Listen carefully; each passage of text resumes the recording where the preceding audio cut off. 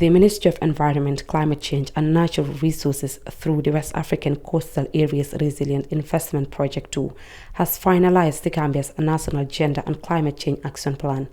According to the ministry, the action plan is designed to ensure gender perspectives are fully integrated into the Gambia's forthcoming Climate Action Plan 2025 to 2029, aligning national climate strategies with inclusive and equitable development goals. To validate the framework, the ministry convened a multi-stakeholder workshop on Tuesday, bringing together representatives from government agencies, women's groups, and environmental experts.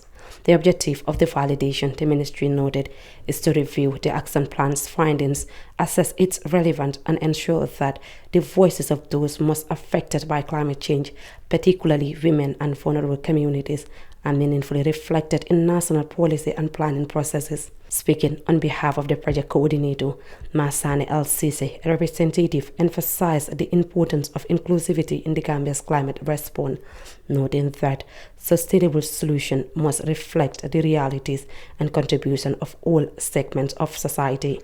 This plan combines climate action with gender-responsive strategy to guarantee that all communities benefit from our resilient efforts.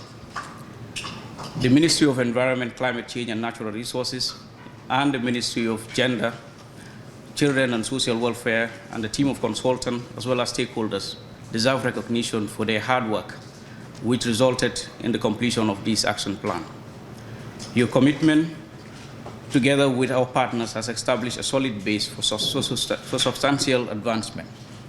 The WACA project will support such initiatives because they strengthen communities while safeguarding the vulnerable ecosystem and promoting fair development throughout the region.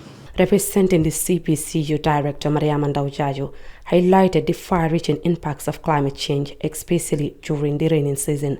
She urged participants to critically assess the document, contribute their insights, and ensure it is effectively mainstreamed and implemented across sectors. We've seen the devastating impact of climate change every year. During the rainy season, during the dry season, agriculture is the backbone of the country, and we've seen the decline in food production as a result of climate-related hazards. And we've seen the implication of that on women, the implication of that on the vulnerable populations.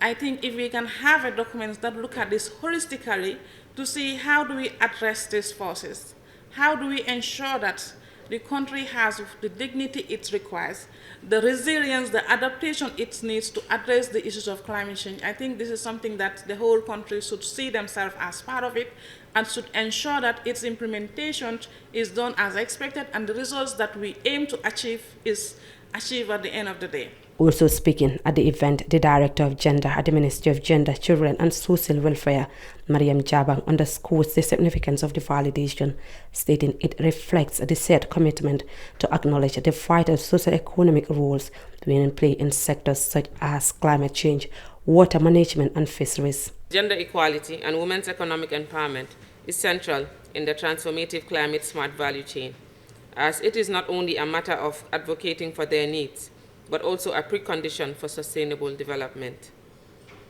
These are drivers of poverty reduction and social integration. When women and men are equal in tackling climate change and thriving in climate-smart environments, the environment, especially the fisheries and water sector, underwater economies will grow faster, as more women will be lifted out of poverty and the overall well-being of societies will be enhanced.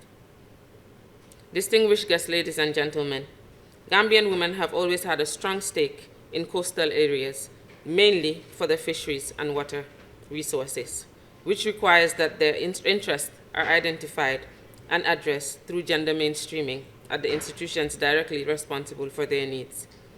The active participation of women in this project on equal terms with men at all levels of their decision-making is indeed a noble initiative.